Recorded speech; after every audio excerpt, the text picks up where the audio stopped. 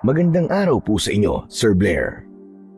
Lalong-lalo na po sa mga giliw ninyong tagapakinig at taga-suporta sa inyong YouTube channel. Ang kwento pong aking ibabahagi ay nangyari taong 1981. Albularyo po ang aking ama na si Arnold, habang ako naman ay nakikisaka lamang sa palayan. Masaya po kaming namumuhay sa liblib na baryo ng Agripasyon. Ngunit nagbago po ang lahat nang dumating sa buhay namin ang batang si Terok. Kakaiba siyang bata at sa kanya iikot ang aking istorya. Dahil sa kanya, nakaharap ako ng mababangis na nilalang.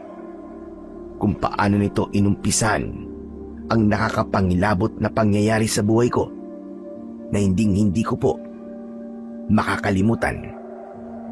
Kilalanin niyo na lamang po ako sa pangalang Elio. At ito ang aking kwento.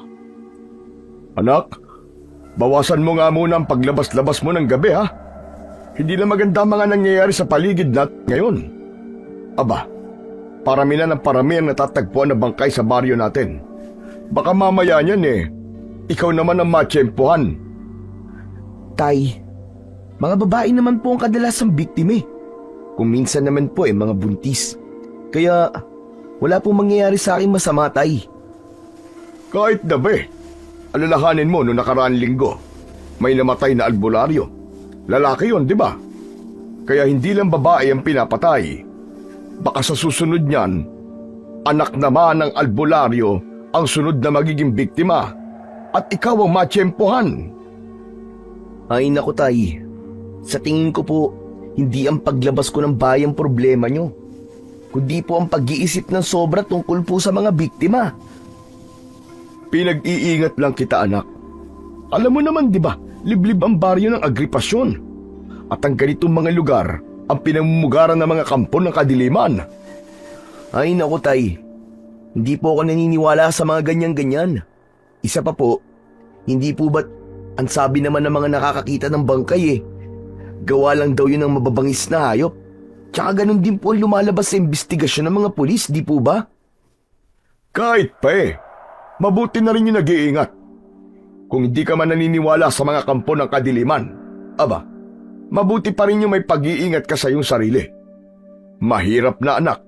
Baka magsisi ka sa bandang huli, ikaw din. Pero tay, kahit saan naman po tayo magpunta, palagi po may panganib Basta kasama ko ang Diyos, tay. Hindi po ako mangangamba sa kaligtasan ko. Ay, siya nga po pala, tay. Maiba nga po pala tayo ng usapan. Bakit kaya panay ang babaeng karamihan sa mga pinapatay, no? Namimili na rin po ba ng taong aatakihin ng mabangis na hayop? Kahit naman sagutin ko ang tanong mo, anak, hindi ka rin naman maniniwala Pagtuunan mo na lamang ng pansin ang trabaho mo sa bukid. Marami na ako natanggap na reklamo tungkol sa'yo. Baka mamaya niyan bigla ka mawala ng trabaho. Sasagot pa sana ako sa tatay ko nang bigla kaming nakarinig ng alulong ng mga aso sa paligid.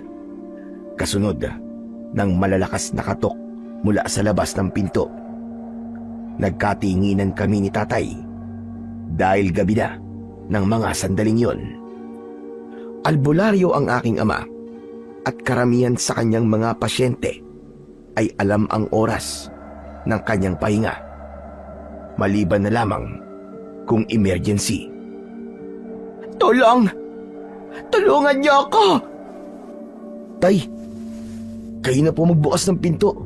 Mukhang takot na takot po ang babae sa labas Sige, ako na magbubukas.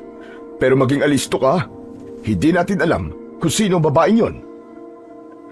Mabilis akong tumayo nang lumapit si tatay sa may pintuan. Maingat at dahan-dahan niyang binuksan ang pinto.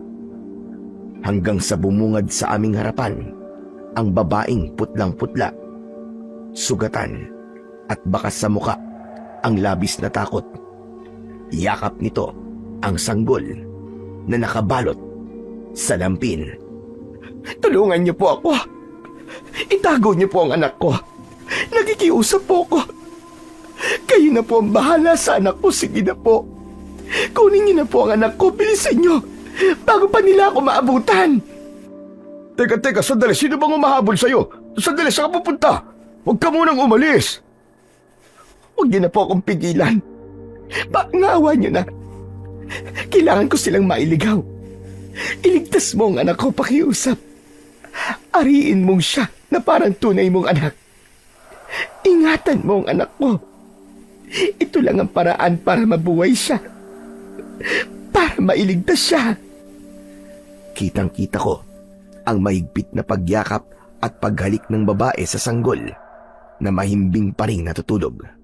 Sabay alis at ito mismo ang nagsara ng pinto. Pareho kaming hindi nakapagsalita ni tatay. Nanlalaki ang aming mga mata habang nakatitig sa sanggol. Kaya naman, hindi na ako nakatiis. Nilapitan ko ang aking ama. Tay, ano yun? Sino po bang babaeng yun? Isa pa, bakit niyo po tinanggapan sanggol, tay? Ewan ko, anak. Hindi ko kilala ang babaeng yun. Isa pa, kaya ko tinanggap ang bata dahil pakiramdam ko nasa panganib ang batang ito. Teka, tay. Huwag niyo pong sabihin. Kukunin niyo po talaga ang batang yan. Baka naman po hindi nagsasabi ng totoong babaeng yun. Baka ninakaw niya lang po ang bata. Baka mamaya niyan po, tay. Madamay po tayo. Wala akong magagawa, anak. Hindi iiwan ng babaeng yun ang kanyang anak kung hindi siya nagsasabi ng totoo. Isa pa, magaan ang loob ko sa batang ito, kaya tutulungan ko ang batang ito. At kahit anong mangyari, hindi ko hahayaan na mapahamak siya. Tay, makinig naman po kayo sa akin. Nakikiusap naman ako sa inyo. Huwag tayong makialam sa problema ng babaeng yun, tay. Ikaw ang makinig sa akin, Elio. Kaya mo bang iwan ang sanggol na to sa labas at pabayaan siya mapahamak? Sige nga. Kung hindi mo kaya, manahimik ka na lang. Aampunin natin siya. Kung yun lang ang tanging paraan para siya ay mabuhay. Paano natin siya bubuhayin, tay? Paano natin siya ipapakilala sa mga tao? Ako nang bahalang mag-isip, anak, kung paano siya makikilala ng mga tao. Tsaka bundok ang kinaroroonan ng bahay natin. Kaya hindi nila mapapansin ang pagdating ng batang ito sa buhay natin. Nang hawakan ni tatay ang paa ng sanggol, ay meron akong napansin na kakaibang balat sa talampakan niya. Kaya naman, nahawakan ko yun at napakunot ang aking noo. Tay, tignan niyo ho.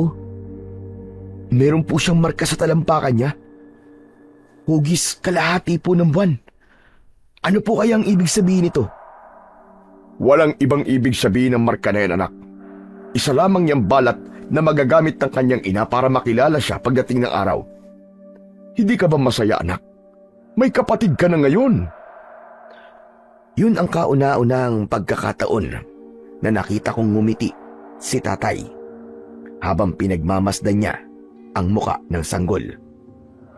Magmula nang mapunta sa amin si Terok, nagbago ang takbo ng aming buhay na ngayon ay kapatid ko ng bunso. Madaling nagawan ng paraan ni tatay kung paano niya ipapakilala sa lahat ng mga tao ang tungkol sa kapatid ko, at marami rin ang naniwala sa gawa niyang kwento. Pagkalipas ng 8 taon, 9 na taong gulang na si Terok. Lumaki siyang malambing at mabait na bata. Ngunit nitong mga nakaraang araw, marami na kaming napapansing kakaiba sa kapatid ko. Kaya isang gabi, hindi ko napigilan ang aking sarili. Kinuusap ko si tatay tungkol kay Terok. Tay, sabihin niyo nga, may napapansin din po ba kayo kay Terok? Ha? Ano bang napapansin mo? Ano ibig mo sabihin? Tay, alam ko pong kayong unang makakapansin sa mga kakaibang ikinikilos ni Terok. Kahapon po, tay, napaandar niya po ang treasure ng palay natin, di ba? Samantalang sira yun. At hindi pa naman niya yun nagagamit. Hindi rin siya tinuruan na ayusin yun. Malay mo naman kung pinapanood ka niya habang inaayos mo ang treasure at natutunan niya yon mula sa'yo. Tay naman eh. Huwag niyo na nga pong hanapan ng dahilan ng kakaibang ipinapakita sa atin ni Tero. Kung natatandaan niyo po, palagi po siyang nakakagawa ng mga bagay na hindi naman akma sa kanyang edad. Lalo na po ang paggamit ng mga sandata. Eto nakita ko po siya kaninang umaga. Pinatatamaan niya ng kutsilyo ang lata ng sardinas. Walang sablay, lahat sapol. Tay, lahat ng yun, wala pong nagturo sa kanya. Teka nga. Ano bang gusto mo sabihin, ha, Elio? Naguguluhan ako sa iyo eh. Tay, may kakaiba sa anak-anakan niyo. Hinaan mo ang boses mo, Elio. Baka mamaya ay may makarinig sa iyo. Baka marinig ka pa ni Terok. Ayaw niyo kasing maniwala sa akin eh. Lahat nakikita ko, Tay. Iba na ang ikinikilos ni Terok, maniwala kayo. Naalala niyo po ba? Nung nawala siya ng minsang isama niyo siya sa palengke? Hindi natin siya madalas inilalabas ng bahay. At yun ang kauna-unahang pagkakataon na dinala niyo siya sa palengke. Pero ano nangyari? Nakauwi siya ng mag-isa. Ang hina naman ng isip mo, Elio. Natural na makakabalik siya sa bahay natin. Dahil may bibig naman siya na pwedeng gamitin para magtanong, hindi ba? Natural na magtatanong-tanong yun para makabalik sa bahay natin. Tay, wala siyang pinagtanungan. Siya mismo nagsabi sa akin na natatandaan niya ang mga dinaanan niyo. At ang mas nakakakilabot pa dito, Tay, kilala niya lahat ang mga taong nakausap niyo habang kayo ay naglalakad papunta sa palengke. Sige nga, paano mo mapapatunayan? Nakakaiba nga si Terok. Tay, alam kong pati kayo ay nagulat din nung minsan kasama niyo siyang gumawa ng gamot para sa pasyente niyo, di ba? Lahat ng yun, nagawa niya ng maayos. Nagawa niya ring magligtas ng buhay nang minsang dumating ang pasyente niyo na wala pa po kayo. At si Terok ang gumamot sa kanya. Huwag niyo pong sabihin lahat ng yun ay hindi niyo po napapansin. Ang lahat ng yun ay sapat na para patunayang kakaiba talaga si Terok. Nag-aalala ako sa kanya, Tay. Kaya ako po sinasabi sa inyo to. Saglit na natigilan si Tatay. Nahulog siya sa malalim na pag-iisip at napasulyap sa silid ni Terok. Nang mga oras na yon, tulog na ang kapatid ko. Teka anak, sinasabi mo bang isang gifted ang kapatid mo? Opo, Tay. Madali po niyang natatandaan ng mga bagay ng isang beses lamang niyang nakikita. Sa tono ng pananalita mo, parang gusto mo subukan ang kakayahan ng kapatid mo. Ama kay Tay, ganun na nga. Para sigurado po tayo. Dahil kapag may nakaalam ng tungkol sa kakayahan niya, manganganib po ang buhay ng kapatid ko. Tama ka, Elio. Baka nga, hindi ko lang masyadong pinapansin ang kakayahan ng kapatid mo. Diyos ko, bigla tuloy ako nag-alala para sa kaligtasan ni Terok. Hindi lang yun, Tay, ang inaalala ko. Magmula po nang dumating sa buhay natin si Terok, mas lalong dumami ang mga biktimang natatagpuan sa kakauyan. Mas lalong dumami ang pagpatay ng sinasabing mabangis na hayop. Diyos ko, paano mo nasasabi ang mga bagay na yan tungkol sa kapatid mo? Sa tono ng pananalita mo may ibig kang sabihin Para bang sinasabi mong may dalang sumpa ang kapatid mo? Tumigil ka, Elio Tay, hindi po sumpa ang ibig kong sabihin, kundi isang babala.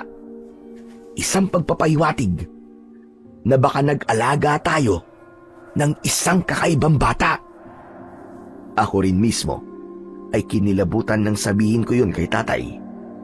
Ngunit yun talaga ang nararamdaman ko sa aking kapatid na si Terok. Tay, napamahal na po sa akin ang kapatid ko. Kaya nga po ako nagkakaganito Natatakot ako, Tay. Iniisip ko pa lang po na mapapahamak siya para nang kinakapos ako sa paghinga.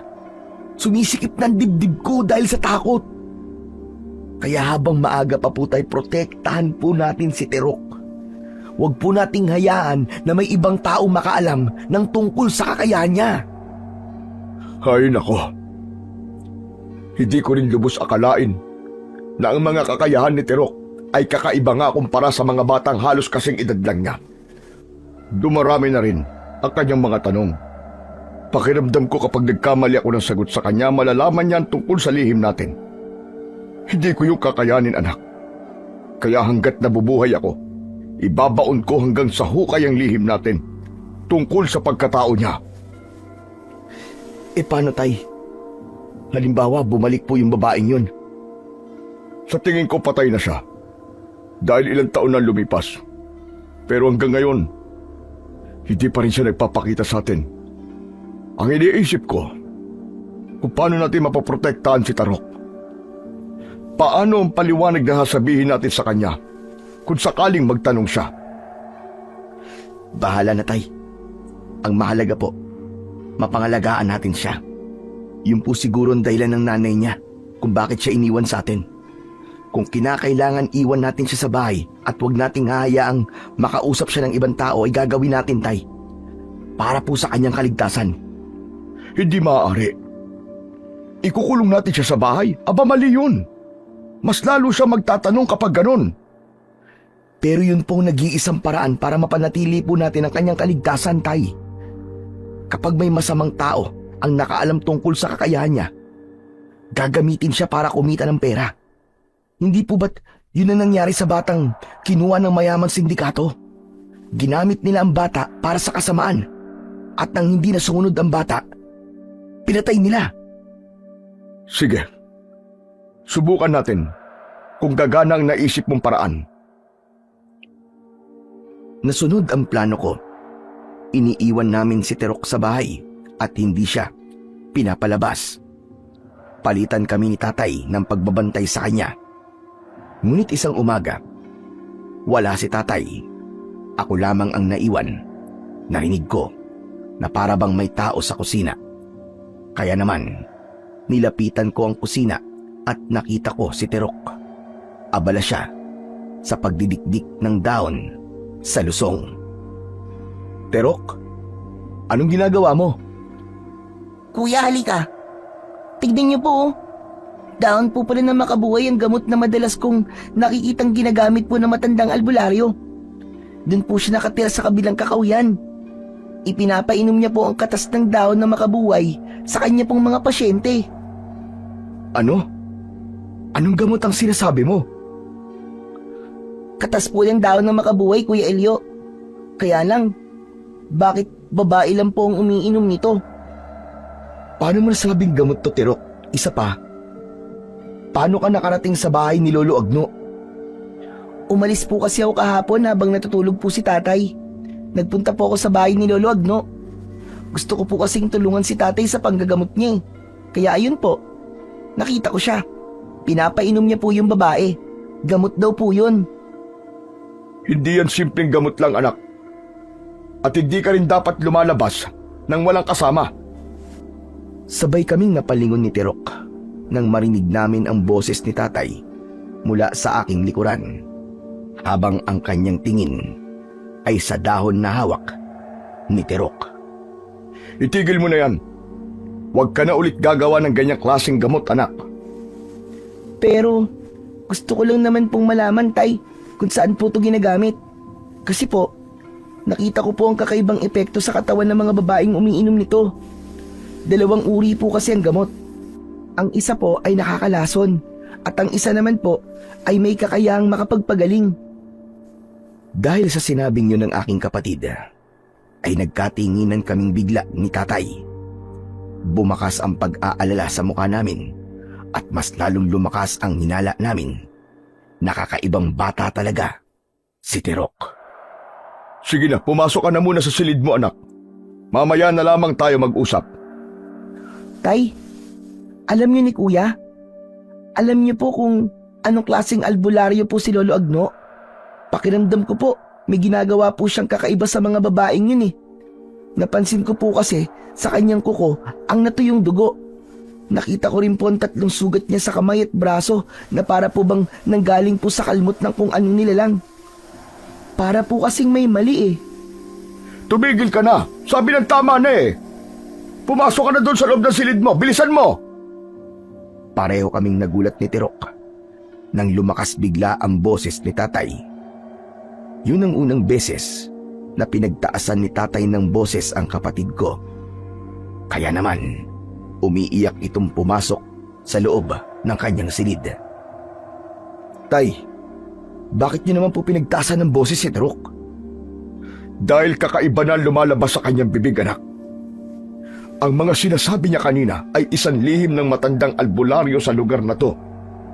Paano kung may makarinig sa kanya? At sa kanya magsimula ang gulo? Bakit po ba? Ano po bang meron sa dahon po ng makabuhay? Hindi lang gamot ang dahon ng makabuhay, anak. Kaya nitong lumason at pumatay ng tao. Kung ganun, tama po ang sinabi ni Tirok. Oh, tama ang sinabi ng kapatid mo. Isang bagay na kahit ikaw ay hindi alam kung anong klaseng gamot ang dahon na makabuhay. Pero nalaman yun ni Tirok. Hindi ba't kakaiba nga ang kanyang kakayahan?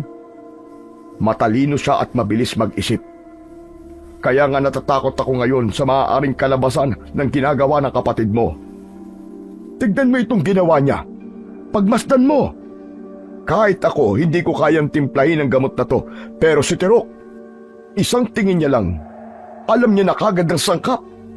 At kaya niya na kagad timplahin. Kinuha ni tatay ang maliit na lusong. Naroon ang dinikdik na dahon ng makabuhay. Inilagay ni tatay sa baso ang katas ng dahon ng makabuhay. Napakapait ng lasa nito at kadalasan na ginagamit ito sa mga babaeng buntis. Kaya nitong pumatay ng sanggol. At ang natuklasan ng kapatid mo, ang pinakadelikadong bagay na matagal nang inililihim ng matandang albularyo. Krimen ang pumatay ng sanggol mula sa sinapupunan ng kanyang ina. At kapag nakarating sa mga tao at mga pulis ang gawain ni Lolo Agno, malalaman ng matanda na si Tirok po ang nagturo sa kanya at may posibilidad na manganib ang buhay ng kapatid ko. Oo, anak. Kaya hindi ko napigilan ang aking sarili kanina. Oras na malaman ng mga tao tungkol sa kakayahan ni Tirok. Baka matuntun siya ng taong nagtatangka sa buhay niya. Tay, kinakabahan ako nung gagawin po natin. Magmatsyag ka sa bahay ni Tatay Agno. Kahit na anong mangyari, huwag kang makikipag-usap sa kanya. Gusto kong malaman ang katotohanan at kung bakit kailangan niyang gumamit ng dahon ng makabuhay at kung ano ang ginagawa niya ron. Pagkatapos naming mag-usap ni tatay, pinuntahan niya si Tirok at humingi siya ng pasensya sa kapatid ko. Doon na rin siya natulog, habang ako naman ay hindi dinalaw ng antok. Nag-aalala ko dahil hindi namin habang buhay maitatago sa lahat ang kakayahan ng aking kapatid. Habang nakahiga ako, ay bigla akong nakarinig ng iyak ng sanggol mula sa labas ng aming bahay. Kaya naman, napabalikwas ako ng bangon. Nagising din ang aking ama, habang si Tirok naman ay natutulog na sa loob ng silid nito. Sabay kaming lumabas ng kwarto at pinakinggan namin ang iyak ng sanggol. Ang bihira na yan. Baka meron na namang nag-iwan ng sanggol sa bahay natin. Ay nako, ikaw na nga munang tumingin sa labas, anak. Teka tay, bakit po ako? Kayo na lang po. Nako, alam mo naman na kapag sanggol ang pinag-uusapan ay mahina ako, kaya sige na. Ikaw na lang ang tumingin sa labas, anak. Bilisan mo na. Nagmadali pa talaga. Bubuksan ko na sana ang pintuan, ngunit nawala na ang iyak ng sanggol. Napalitan yon ng katok mula sa labas ng pinto. Tao po! Tao po! May tao ba riyan? Tay, lalaki. May tao sa labas. Sige, pagbuksan mo. Baka pasyente ko yan. Pagbukas ko ng pintuan, ay tumambad sa aking paningin ang nakatayong lalaki na balbas sarado. Namumutla ang kanyang labi, nanginginig ang katawan, at may sugat sa siko. tulungan niyo ako. Inabot na ako ng gabi sa daan. Kanina pa akong umaga naghahanap ng bahay na matutuluyan. May nakapagsabi sa akin na albularyo raw ang nakatira dito. Baka naman pwede niyo akong tulungan. Hala, sige na, pumasok ka na muna. Mukhang pagod na pagod ka. Kaya nga eh. Pasensya na sa pag-aabala ko sa inyo. Nahilo talaga ako sa daan. Kaya nasugatan ako sa siko. Sige na, at ako nang gagamot niyan para sa'yo. Elio anak, ikuha mo nga ako ng gamot sa aking kwarto. Sige po, tay. Agad akong kumuha ng gamot sa silid ni tatay. Pero habang nasa loob ako ng kwarto, napansin ko na malikot ang mga mata ng bisita namin. Para siyang may hinahanap kahit nakikipag-usap ito sa aking ama. Kaya naman, matagal ko siyang pinagmasdan bago ko lumabas ng silid ni tatay. Nalaman ko na siya si Mang Tano, dayo at walang kamag-anak sa aming lugar. Ito na po ang gamot, tay. Salamat anak. Kayo na bang nakatira sa bahay na ito? Ang laki naman. Oo, kaming dalawa lang ng anak ko. Maaga kasing namatay ang asawa ko nang ipinanganak niya ang bunso ko. Teka, bago ka dumating may narinig kaming iyak ng sanggol. Wala ka bang napansin sa labas? Meron. May nakita kasi akong babae na may hawak na sanggol. Panayak-iyak. Balak yatang magpagamot sa inyo. Pero nang makita niya ako ay bigla siyang umalis. Ganun ba? Akala ko pa naman ay kung ano na.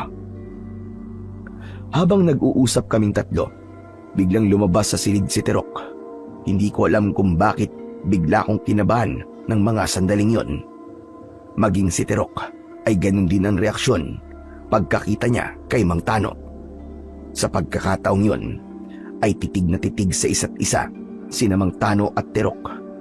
Maya-maya pa ay biglang sumiksik ang kapatid ko sa likod ng aking ama at itinatago nito ang kanyang muka sa tagiliran ni tatay. Anak, ano ba? Pumasok ka na nga lang sa silid mo. Gabi na, matulog ka na. Mukhang hindi yata sanay sa tao ang anak mo, Arnold. Halatang hindi siya nakakalabas ng bahay. Ha? Wala naman siyang hilig na lumabas ng bahay eh. Ganun ba? Siya nga pala. Salamat sa paggamot sa sugat ko. Pwede bang dito na muna ako magpalipas ng gabi? Wala kasi akong ibang matutuluyan dito. Pwede naman. May bakante pa kaming silid. Nako, maraming salamat sa iyo, Arnold. Walang anuman yun, Tano. Elio, samahan mo si Tano sa kanyang magiging silid. Dalhan mo na rin siya ng kumot at unan. Sige po, tay. Agad kong inihanda ang tutulugan ni Mang Tano, habang si Terok naman ay hindi na humiwalay kay tatay. Para siyang may kinatatakutan. Samantalang ako naman ay nagpahinga na rin sa aking silid. Maya-maya pa ay muli kaming nakarinig ng alulong ng mga aso mula sa labas. Pati na ang ilang tunog ng iyak ng sanggol sa paligid ng aming bahay. Pagkalipas ng ilang minuto, biglang tumahimik ang paligid. Kaya naman, hindi ko namalayan na nakatulog na rin ako. Kinabukasan, nadatnan ko sina tatay at Terok na nakaharap sa lamesa. Nag-aalmusal sila ng mga oras na yon. Nalaman ko rin na nakaalis na si Mang Tano nang hindi nagpapaalam sa amin. Maupo ka na, anak. Sabayan mo na kami ni Terok. Hindi pa man ako halos nakakaupo sa bangko nang biglang may dumating na lalaki at sinabing may bagong biktima ang mabangis na hayop. Malapit daw yun sa aming bahay. Tay, puntahan po natin. Sige. Terok anak, dito ka lang ha. Huwag kang aalis dito sa bahay. Tumango si Terok bilang tugon. Saka kami nagmadaling lumabas ng bahay. Pagkatapos, tinahak namin ang daan papunta sa kakawyan. Nadatnan namin doon si Lolo Agno na nakikiusyoso rin sa bangkay. Bakas sa mukha ng matanda ang pag-aalala at takot. Paglapit namin, tumambad sa aming paningin ang itsura ng bangkay ng isang babaeng buntis. Kagaya lang ito na nangyari sa mga naunang biktima. Butas ang kanyang leeg na para bang may bumaon na 15 pako. Tsak na hindi talaga yan bubuhayin. Pangil, anak. Pangil ng hayop ang may gawa nito. Gaano ka sigurado, Tay? Talaga kayang hayop ang may gawa nito? Nawawala ang kanyang lamang loob. Di sana, pati katawan niya po may kagat din. Ibig sabihin ba nito? Naniniwala ka na? Naniniwala ka ba na may ibang nilalang nagagawa nito? May alam si Lolo Agno, Tay. Ang matandang yun. Bumundol ang aming kaba nang marinig ang boses ni Terok mula sa aming likuran. Mabilis na hinawakan ni Tatay ang tigkabila ang braso ng aking kapatid. Saka namin siya inilayo sa mga tao at iniiwi sa bahay. Ilang beses ko ba sinabi sa'yo na mag-iingat ka sa mga sinasabi mo? Huwag kang magsasalita ng kung ano-ano, lalo na ng tungkol sa matandang si Tatay Agno. Bakit ba hindi ka nakikinig, anak? Dahil hindi rin po kayo nakikinig sa mga sinasabi ko, Tay, eh. Habang pinatatagal niyo po ang nangyayari, madadagdagan lamang po mga biktima. Terok naman, makinig ka naman kay Tatay. Kapag pinagpatuloy mo ang pagganyan-ganyan mo, mapapahamak ka. Pero mas mapapahamak po ang nakakarami kaysa sa akin na nag-iisa lang po. Hindi ko po naiintindihan kung bakit niyo po ito ginagawa eh. Tay, Kuya, manmanan niyo po si Lolo Agno. Malakas po ang kutob ko. Sa kanya po nagsimula ang kaguluhang ito. Walang kikilos ayon sa sinasabi mo, Terok. Ang utos ko ang sundin mo. Tapos ang usapan natin. Naiintindihan mo ba? Bahala ho kayo. Pero hindi niyo po ako mapipigilan. Hindi ko kayang may mamamatay nang dahil po sa pananahimik ko. Walang kibo na pumasok sa loob ng kanyang silid si Terok, habang ako naman ay nahulog sa malalim na pag-iisip. Naniniwala ako sa sinasabi ng aking kapatid. Kaya naman, pagsapit ng gabi, tahimik akong umalis ng bahay. Sinigurado kong tulog na ang dalawa bago ako umalis. Pagsapit ko sa kinaroroonan ng bahay ni Lolo Agno, ay bukas pa ang gasera nito. Indikasyong gising pa ang matanda. Tahimik akong naglakad at maingat akong humakbang papalapit sa dingding ng bahay ni Lolo Agno. At doon ay nakita ko ang isang babaeng umiiyak. Nakahiga ito sa katre habang nakabuka ang dalawang hita. May kumot na nakabalot sa bewang nito at marami ang dugo. Sa sinapupunan ng babae, bigla akong kinabahan. Huwag kang gumalaw para mapigilan ko ang pagdurugo. Sa una lang ito masakit. Sige na. Itutuloy ko na ang ginagawa ko. Dahil kung hindi ito matatanggal, malalason ka at manganganib ang buhay mo. Sa kabila ng pakiusap ng babae kay Lolo Agno na wag nang ituloy, ay tuloy pa rin ito sa kung ano ang ginagawa nito sa babae. Pagkalipas ng 5 minuto, natapos ng matanda ang kanyang ginagawa. Pagkatapos, ay inalalayan nitong maupo ang babae habang walang tigil pa rin sa pag-iyak. Inumin mo ito ulit. Ang natitirang katas na makabuhay. Pagkatapos magpalit ka ng damit dahil isasama natin ang suot mo sa ibabaon kong pito sa lupa. Pagkatapos kong marinig ang bagay na yon mula sa matanda, nanlaki ang aking mga mata habang nakasilip ako sa dingding. Biglang nanginig ang buo kong katawan. Diyos ko po, totoo nga. Totoong sinabi ni Tirok. Paano kaya nalaman ng kapatid ko tungkol sa bagay na to? Kailangan malaman to ni Tatay. Dahil sa aking mga natuklasan, agad akong tumayo at tumakbo palayo sa bahay ni Lolo Agno. Mabilis din ang tibok ng aking puso dahil sa labis na pagkabigla. Ang buong akala ng lahat ng mga taong nakatira rito, albularyong nagpapaanak si Lolo Agno. Yun pala, Isa rin siyang albularyong nag-aagas ng bata mula sa sinapupunan ng kanyang ina. Diyos ko, masamang gawain yun. Kasalanan sa batas at sa mata ng Diyos ang ginagawa niya. Dahil abala ko sa aking mga iniisip, hindi ko namalayan na nakarating na pala ko sa gitna ng kagubatan at bigla kong nakarinig ng iyak ng sanggol. Nung una ay inakala ko na dahil lamang yun sa aking mga natuklasan mula kay Lolo Agno. Kaya't pinakinggan ko munang mabuti ang naririnig kong iyak ng sanggol. Teka, may umiiyak na sanggol na nanggagaling sa likod ng puno. Pero paano nagkaroon ng bata sa gubat na to? Malalaki ang hakbang ng aking mga paa na nilapitan ko ang kinaroroonan ng sanggol. Ganun na lamang ang panlalaki ng aking mga mata nang tumambad sa aking paningin ang umiiyak na sanggol. Walang saplot at tanging malapad lang na tuyong daon ang hinihigaan nito. Diyos ko, sinong walang yang inang nag-iwan ng sanggol sa gitna ng kagubatang to? Napakawalang puso. Akma ko sanang hahawakan ng sanggol nang biglang lumakas ang iyak nito. Nagbago ang tunog ng kanyang iyak at nauwi sa nakakakilabot na pag-angil. Nanginig at nanigas ang tuhod ko nang makita ang itsura ng sanggol. Pumangit ang kanyang anyo, kumulubot ang kanyang balat, lumaki rin ang mapupula niyang mga mata, at ang malalagari nitong mga ngipin ay nagsimulang lumitaw.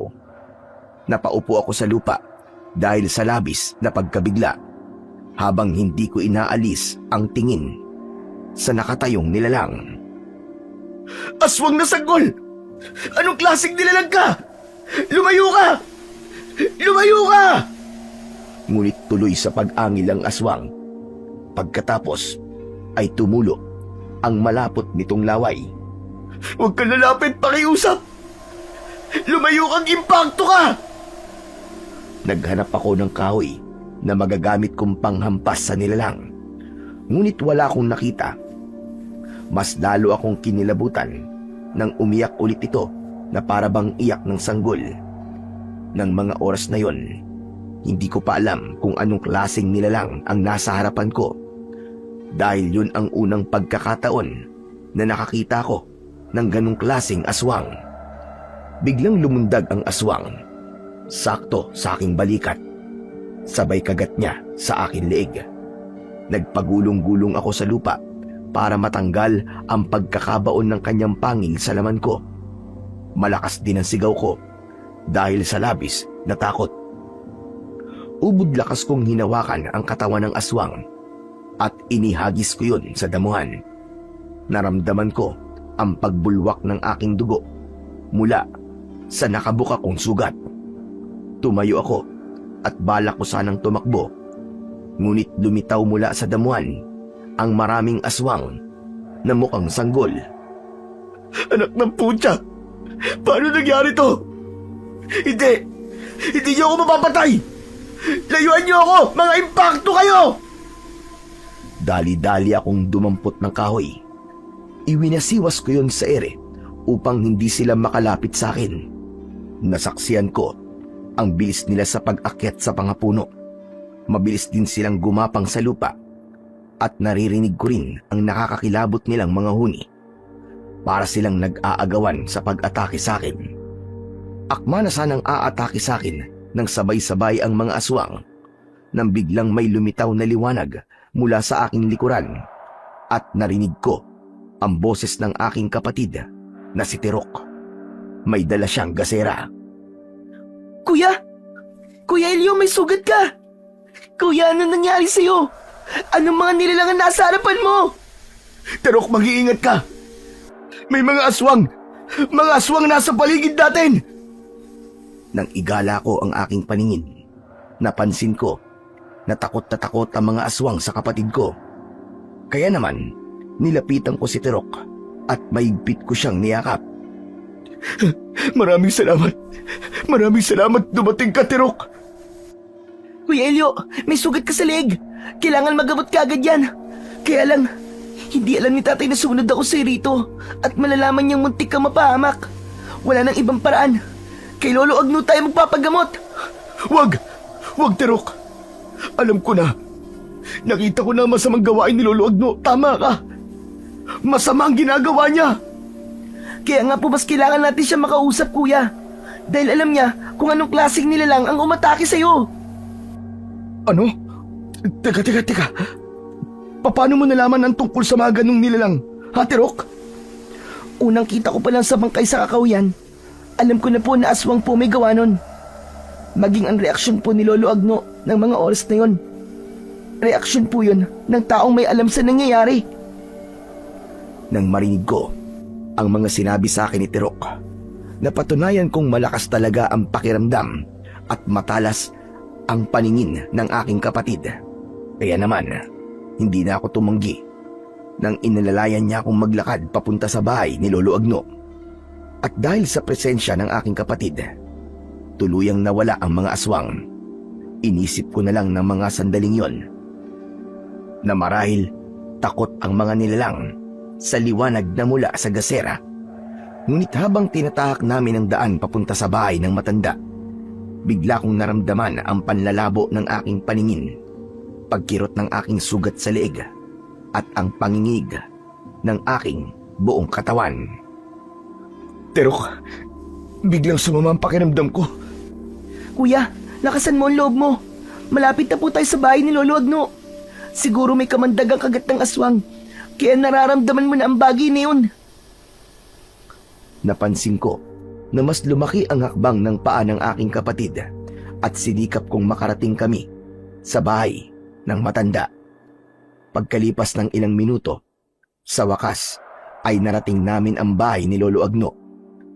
Agad na nagtao po si Tirok habang namimigat ang talukap ng aking mga mata. Saktong pagbukas ng pintuan ni Lolo Agno, sumubsub ako sa balikat niya dahil sa labis na panghihina. Diyos ko po! Ano nangyari sa inyo? Tulungan niyo po kami, Lolo Agno. Inatake po ng aswang si Kuya Elio. Ano ka mo? Tulungan niyo ako, Lolo Agno. Hindi ko na po kaya ang sakit. Hala, sige. Pumasok kayo sa loob ng aking silid. Pagkatapos, isara mo ang pintuan at bintana, Tirok. Sige na, magmadali ka. Opo, Lolo Agno. Agad kong narinig ang pagsara ng aking kapatid sa pintuan at bintana ng bahay ni Lolo Agno. Pagkatapos ay inalalayan niya akong maupo sa gilid ng katre. Patingin ako na sugat mo. Hala, mabuti na lang at mababaw ang pagkakaabuta sa leeg mo. Kaya hindi gaano kabilis gumapang ang kamandag ng aswang. Sige na, maiga ka muna. At kukuha lang ako ng malinis na tela at tubig. Ako naman po ang tutulong sa inyo sa pagdidikdik po ng dahon ng makabuhay. Medyo natigilan si Lolo Agno sa sinabing yon ng aking kapatid. Ngunit mas pinili nitong manahimik at kumilos ng mabilis. Nang maihanda nila ang aking gamot, agad nang sinimulan ang paglilinis nila sa sugat ko sa leeg. Ramdam na ramdam ko ang hapdi ng aking sugat. Pagkatapos ay may ipinainom sa akin si Lolo Agno na sobrang pait, kasunod ng isang kutsarang pulot. Katas na makabuhay ang ipapainom ko sa iyo upang matunaw ang kamandag ng aswang na kumagat dyan sa leeg mo. Hindi ko natatanungin kung bakit nasa gubat ka pa ng ganitong oras ng gabi. Dahil nakita naman kitang nakasilip sa dingding ng bahay ko kanina. Nakita niyo po ako? Ibig sabihin po, alam niyo nang nakita ko po kung anong ginagawa niyo sa buntis na babae kanina? Oo. Siguro hinusgahan mo na kagad ang pagkatao ko nang makita mo yon. Pero hindi ako masama. Ginagawa ko ang bagay na yon sa mga batang walang pag-asang mabuo sa sinapupunan ng kanyang ina. At kung patatagalin pa siya sa loob ng tiyan ng kanyang ina, maaaring dalawa silang mamatay dahil sa lason. Pero kahit na ano pong paliwanag po sabihin niyo, alam kong mali yun. Alam niyong kasalanan to sa mata ng Diyos. at hindi ito katanggap-tanggap sa batas. Alam ko, kaya nga itinatago ko. Ang mahalaga, nakakatulong ako sa mga nangangailangan. Pero dahil po sa mga ginagawa nyo, lumilika po kayo ng kakaibang aswang. Kakaibang nilalang na magdudulot po ng kamatayan para sa ibang tao. Mas marami po ang mamamatay kaysa sa isang buhay na ininiligtas ninyo. Matagal na hindi nakapagsalita si Lolo Agno sa sinabing yun ng aking kapatid. Maging ito ay namangha sa klase ng pananalita ni Tirok. Pambihira ang kakayahan ng kapatid mo, Elio. Ngayon lamang ako nakakita ng batang ganyang katatas magsalita. Huwag niyo pong subukang ilayo po ang usapan. Ang kailangan po namin ni Kuya, malaman po kung anong klaseng nilalang ang umatake sa kanya. Sila ang tiyanak, o mas kilala sa ibang lugar na patiyanak. Sila ang mga nilalang na inagas ng kanilang ina. Ang iba naman ay bagong silang nasanggol na patay nang inilabas at muling nabuhay, ngunit isa ng ganap na halimaw. Lalo na ang mga batang itinatapon ng kanilang ina sa isang kakahuyan. Sila ang mga nilalang na walang kinikilingan. Mapanganib ang kanilang kagat at may kakayahang gamitin ang awa ng tao para makapanakit ng kanilang biktima. Ano po ang ibig niyo sabihin? Nag-aanyo silang sanggol sa paningin ng tao na gusto nilang biktimahin. Kapag nahulog ka sa patibong nila, kasabay ng iyong pagkarga sa kanila, ang pagkagat naman nila sa leeg mo.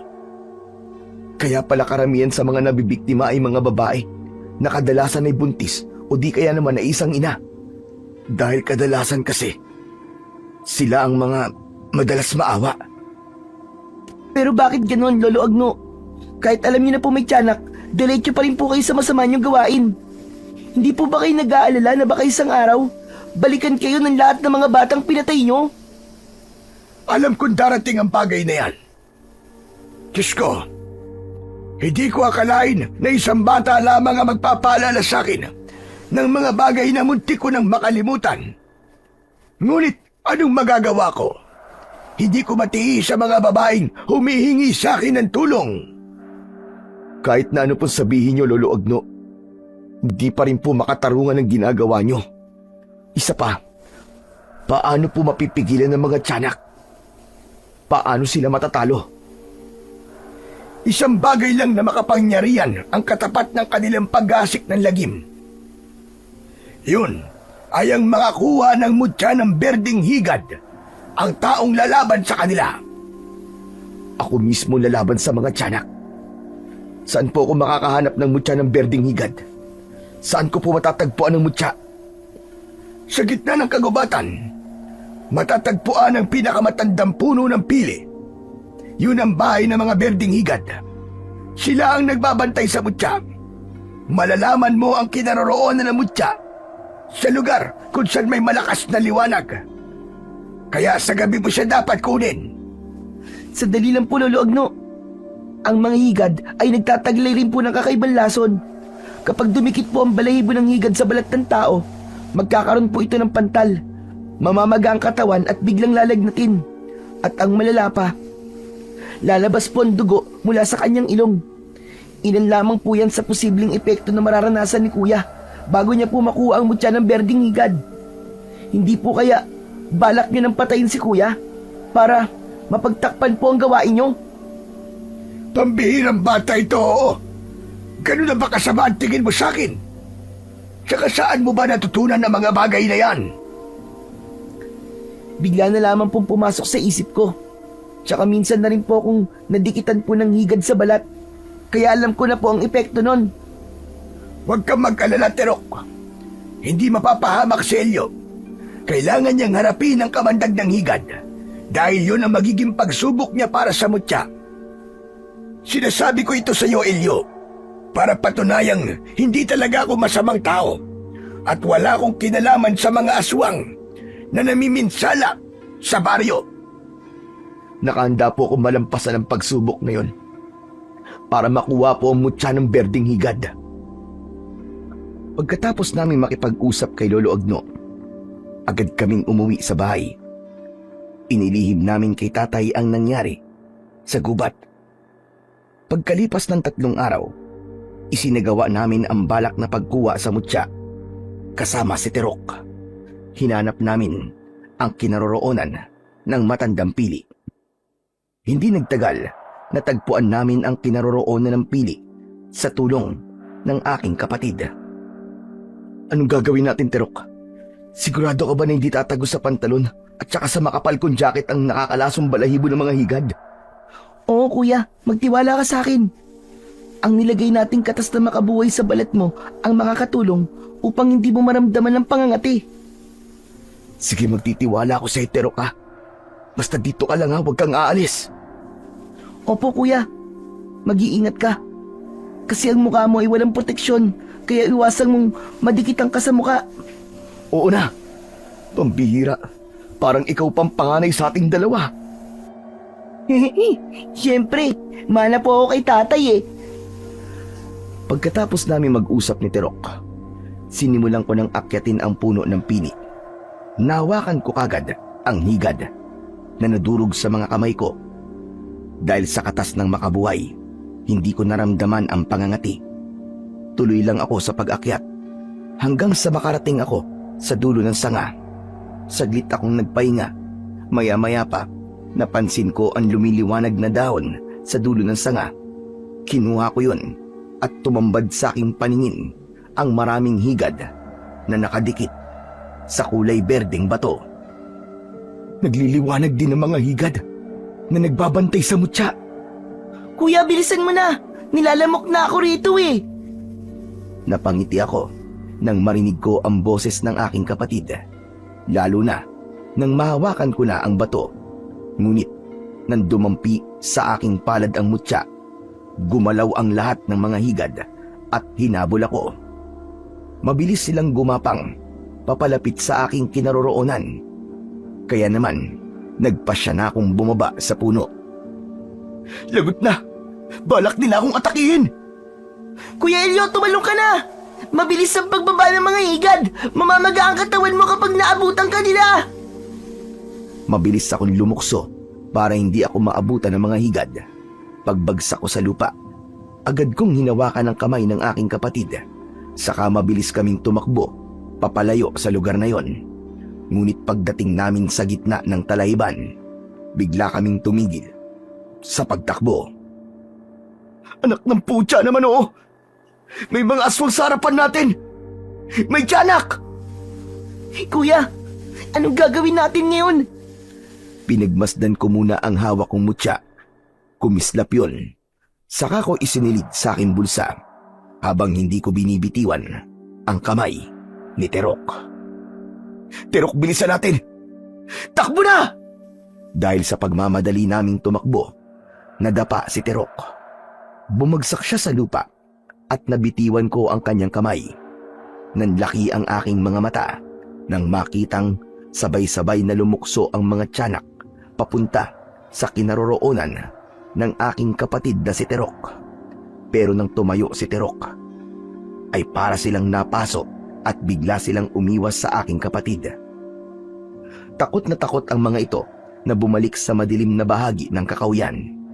Mabilis kong nilapitan si Terok na hindi rin makapaniwala sa reaksyon ng mga tiyanak. Anong ibig sabihin nun? Paano silang natakot sa'yo, Terok? Hindi ko po alam, Kuya Elio. Basta, nanlalaki po yung mga mata ko dahil po sa takot. Tapos yun, bigla po silang tumakbo papalayo sa akin. Para po bang nakakakita din sila ng aswang. Tapos yung isang tiyanak po na pumatak po sa aking paanan, bigla po siyang bumalikwas ng takbo. Pambihira. Pangalawang beses na ito nangyari. Nung una akala ko natakot lang sila sa ilaw na dala mo. Pero ngayon, sigurado na ako. Sa'yo sila natatakot. Teka kuya, ano ba meron sa itsura ko? Hindi naman po ako pangit, di ba kuya? Hindi yun tungkol sa itsura mo, Terok. Kundi, may kakaiba sa'yo. Kailangan natin makausap si Lolo Agno. Sasabihin natin sa kanya ang nangyari ngayon. Tara na, Pumunta na tayo sa bahay niya. Magmadali tayo.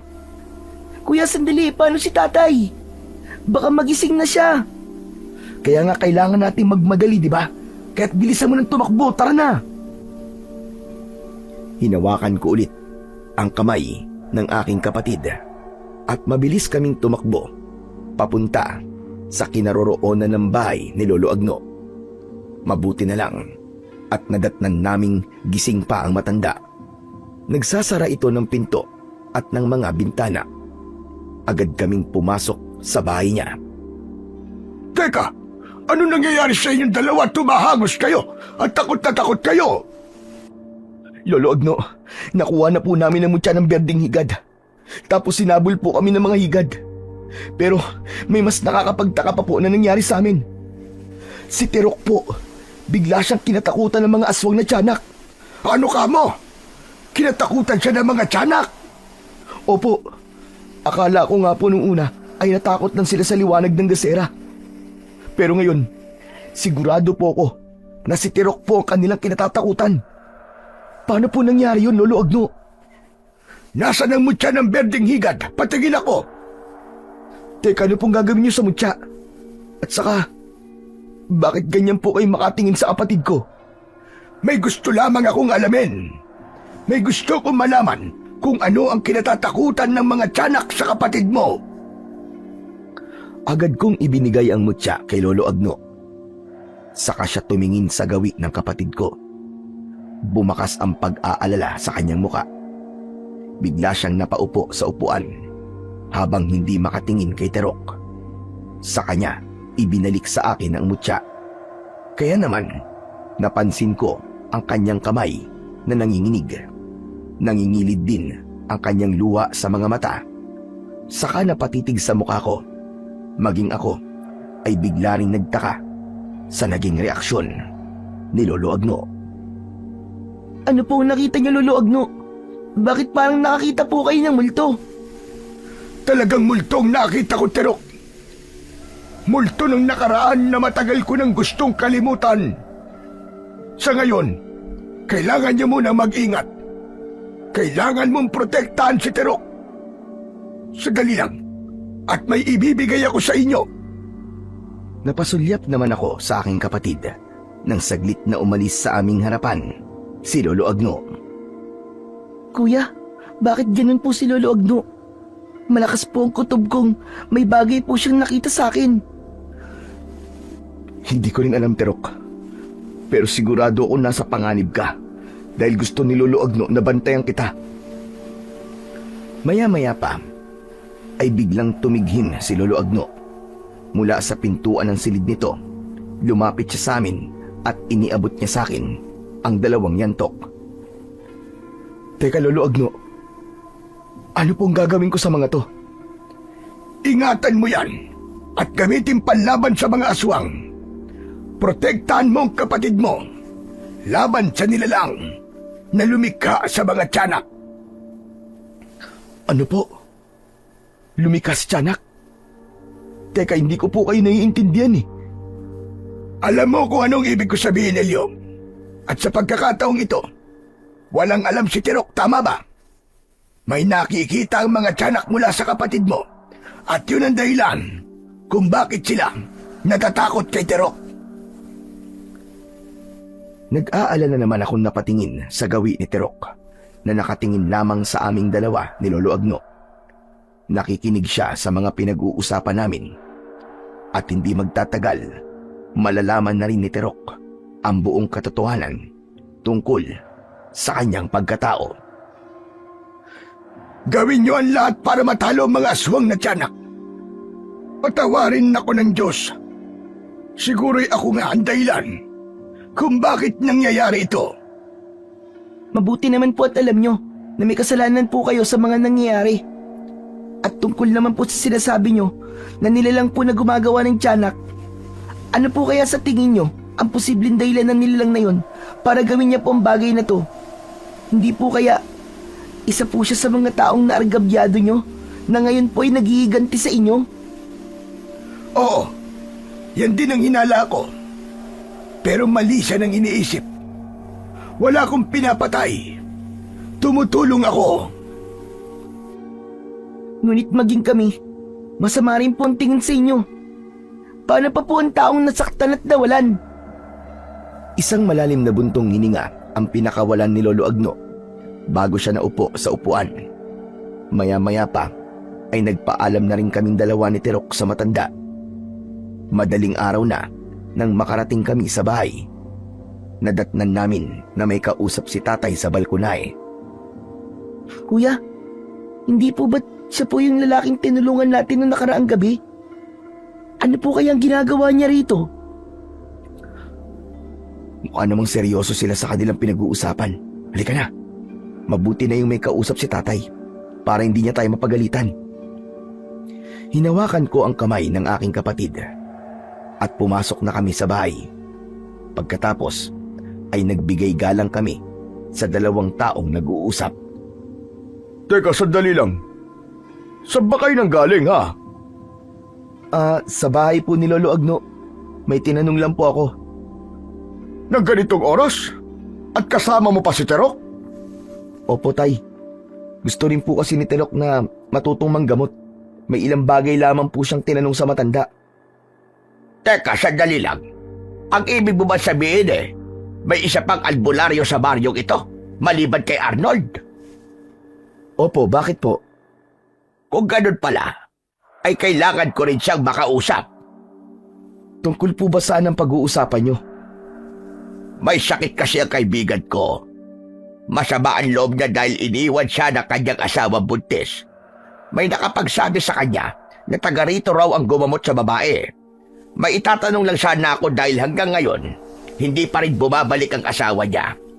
Hindi naman nabanggit kung ano ang pangalan ng albularyo. Kaya nagtanong-tanong na rin ako. At nalaman ko nga mula sa inyo na meron pa palang isang albularyo sa baryong ito. Kung ganun, puntahan nyo na po siya. Madali lang naman po mahanap po ang bahay ni Lolo Agno dahil nag-iisa lamang po ang bahay niya sa gitna ng kakawyan. Hala, sige na, Tano. Puntahan mo na si Tatay Agno. At baka alam niya kung saan tumutuloy ang asawa ng kaibigan mo. Maraming salamat sa iyo, Arnold. Isang tapik sa balikat ang isinukli ng aking ama nang tumayo si Mang Tano sa upuan. Saka siya nagpaalam sa amin na aalis na. Pagkaalis ni Mang Tano, kaagad na nagtanong si tatay sa amin.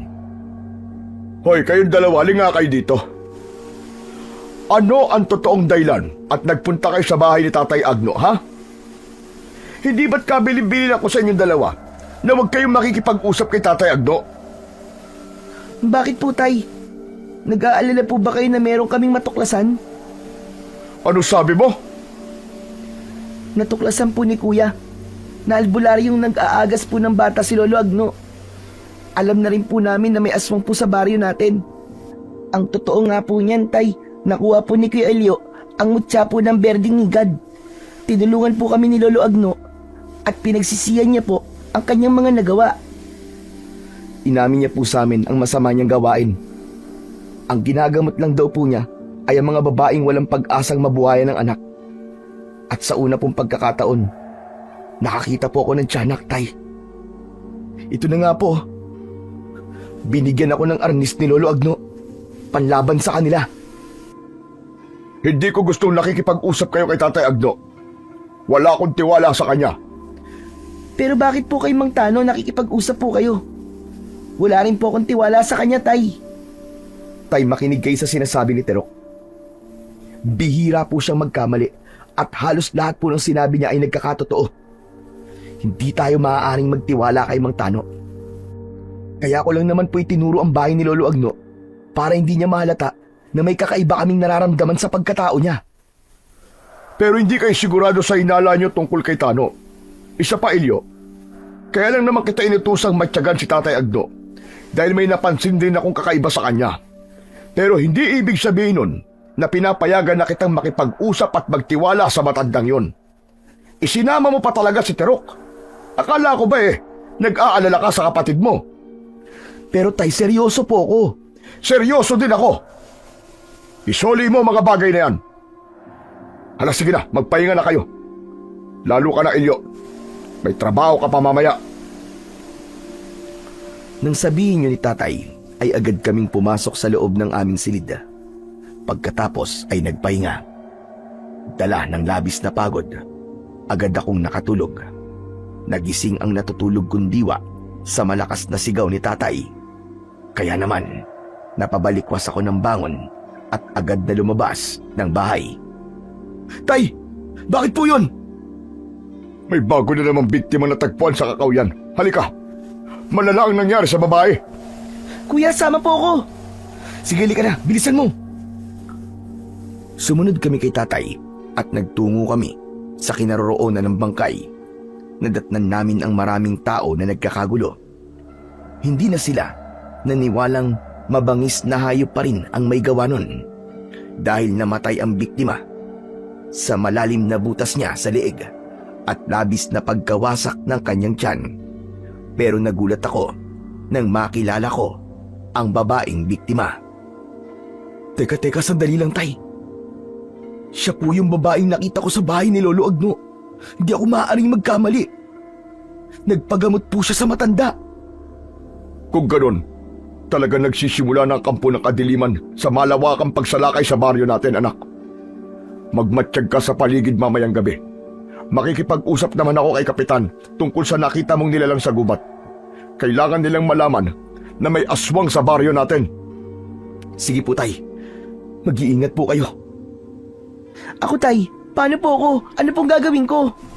Pero, mas maiging sa bahay ka na lang. Mapanganib ang lakad na to. Baka mapahama ka lang.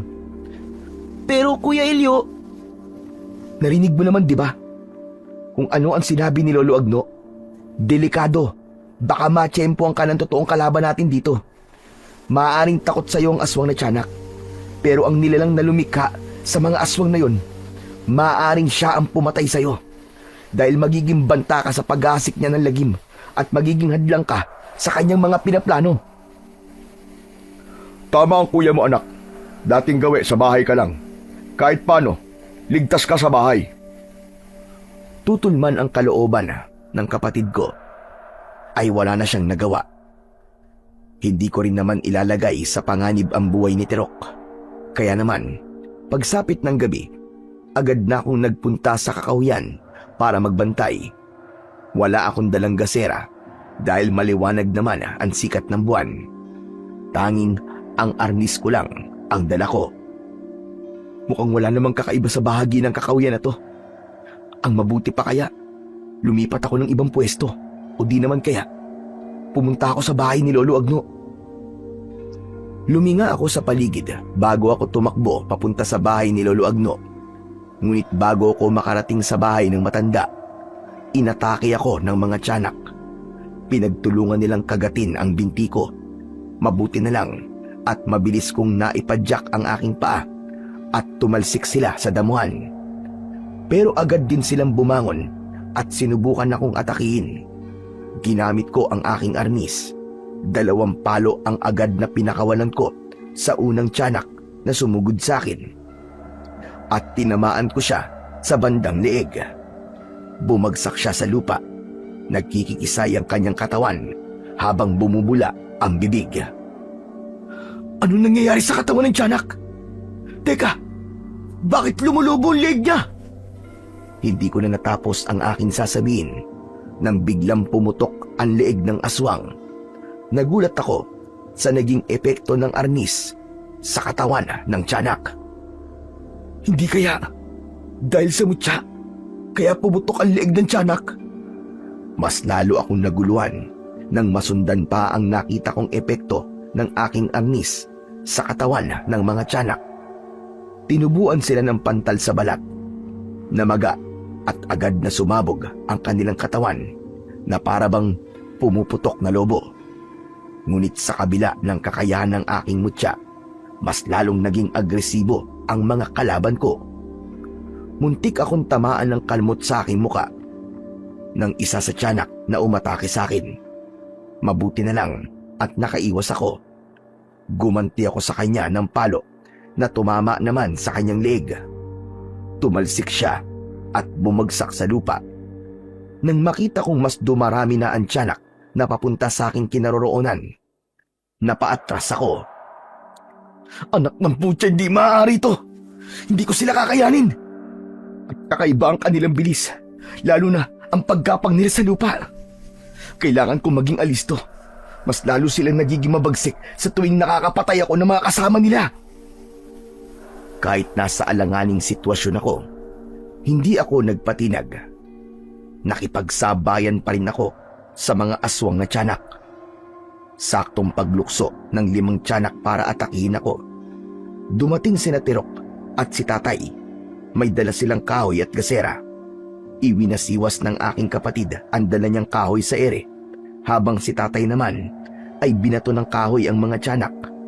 Kaming dalawa ni Tatay ang nakasaksi kung paanong kumaripas ng takbo ang mga aswang nang makita ang kapatid kong si Tirok. Ano? Bumalik kayong lahat! Mga walang niya kayo! Sinaktan niyo ang kuya at tatay ko! Anak, tama na yan. Nakaalis na sila. Kailangan na rin nating umalis sa lugar na to bago pa tayo matuntun ng pinuno nila. Tay, may sugat po kayo ha. Ano po nangyari sa inyo? Hinalakay din kami ng mga tiyanak sa bahay. Mabuti na lang at natandaan ng kapatid mo kung saan kanya unang nakita nun. Kaya nasundan ka namin dito. Tay, kailangan niyo na po magamot kagad. May kamandag po ang kagat ng mga tiyanak. Pero kalika, alalayan natin si Tatay. Ipapagamot natin siya kay Lolo Agno. Mas lalo akong nag-alala nang makita ko ang sugat sa balikat ng aking ama. Kaya naman, nagmamadali kaming maglakad papunta sa bahay ni Lolo Agno. Pagkalipas ng ilang minutong paglalakad, narating namin ang bahay ng matanda. Tao po! Lolo Agno, si Elio po ito! Tulungan niyo po kami! Kailangan po namin ang tulong niyo, Lolo Agno! Lolo Agno, tulungan niyo po si tatay! Kasunod ng malakas na boses ng aking kapatid, kumalat ang liwanag sa loob ng bahay ng matanda. Mula sa liwanag ng ilaw ng gasera. Pagkatapos, ay bumukas ang pinto at nakita namin si Lolo Agno. Bakas sa kanyang muka ang pag-aalala. Diyos ko po! Abay, bakit ganyan ang mga itsura ninyo? Papasukin niyo po muna kami, Tatay Agno. Nasa panganib po ang buhay ng mga anak ko. Sinalakay po kami ng mga tiyanak. Hala, sige, pasok kayo. Bilisan niyo! Agad na nilakyan ni Lolo Agno ang pagkakabukas ng pinto. Saka kami nagmadaling pumasok sa loob ng bahay nito. Wala nang inaksayang oras pa ang matanda. Kaagad siyang naghanda ng mga gamot na gagamitin niya sa sugat ni Tatay. Naupo naman ako sa silya habang pinagmamasdan ang aking kapatid na nag-aalala sa aking ama. Lolo Agno, kumusta na po ang sugat ng tatay ko? Kailangan niya muna ng konting pahinga. Dahil malalim ang tinamo niyang sugat. Napapahamak po sila dahil sa akin. Gusto ko pong malaman kung ano po ang totoong dahilan kung bakit ayaw silang tigilan ng mga aswang. Naguguluhan na po ako sa mga nangyayari. Dahil sa'yo, Tirok. Dahil kakaiba ka sa lahat. Tatay Agno, ano po sinasabi niyo sa anak ko? Si Tirok ay tinatawag na Bertudes. Isa siyang batang Bertudes. Parang may malamig na tubig ang bumungos sa aking katawan nang marinig ko ang sinabing yon ni Lolo Agno. Pakiramdam ko, alam na rin ng matanda ang tungkol sa pagkatao ng aking kapatid. Ano pong ibig niyong sabihin na isang Bertudes po ang aking kapatid? Siya ang kinatatakutang Bertudes. Siya ang kinatatakutan ng mga aswang na tiyanak. Nang hawakan kong mutya ng berding higad, nakita ko ang liwanag mula sa kanyang talampakan. Natitiyak ko na meron siyang simbolo ng kalahati na buwan. Teka, Lolo Agno, paano niyo po nalaman ang tungkol sa marka niya sa kanyang talampakan? Kagaya na sinabi ko kanina, Arnold, may nakita akong liwanag sa kanya. Ang Bertudes ay isang pambihirang kakayahan na magagamit niya laban sa masasamang nilalang. Ngunit, maaari rin siyang maging tulay ng kampo ng kadiliman upang gawing kasangkapan sa paggasik ng lagim. Teka, sandali lang po, Lolo Agno. Ang pagiging Bertudes po ba ay parang isang kakayahan na kagaya ng ipinakita sa amin ni Terok? Madali po niyang natatandaan ng isang bagay kahit isang beses niya lang po yung nakita. Tama ka. At taglay niya na yon mula nang siya ay isilang. Ano pong ibig niyo sabihin sa pagiging tulay po ng isang Bertudes? Maaaring kaya natatakot ang mga aswang sa kapatid mo ay dahil may kaugnayan siya sa sangkap na ginamit ng pinuno para gumawa ng aswang. At kaya hinahabol nila kayo dahil magiging sagabal kayo sa kanila. Maging ako ay nasa panganib na rin. Ang marka po ba sa talampakan kong ito ang dahilan kung bakit palagi pong pumapatay ng mga tao ang mga tiyanak? Ipinakita ni Terok ang kanyang talampakan sa amin at sa hindi maipaliwanag na dahilan, bigla kong nakita ang malakas na liwanag sa kanyang paa. Nakikita ko po ang lumiliwanag na simbolo sa talampakan ni Terok, Lolo Agno. Dahil sa mutya ng berdeng higad, kaya nakikita mo ang liwanag ng isang pagiging Bertudes ng kapatid mo.